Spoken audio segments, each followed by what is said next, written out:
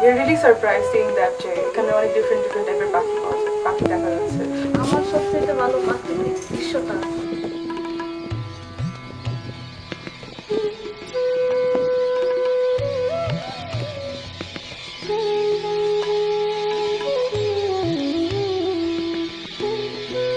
বর্তমান স্থানীয় সরকারকে আমি অনুরোধ করব যে রাস্তাঘাটটা একটু সংস্কার করে দিলে আমরা হয়তো আরো একটু সৌভাগ্যবান হব। রাস্তা কিন্তু অলমোস্ট অনেকটাই হয়ে গেছে, হ্যাঁ, যে জায়গাটা এখন কাঁচা আছে এটা আসলে পানির নিচে চলে যায় বর্ষাকালে, এইটাও ধীরে ধীরে হয়ে যাবে।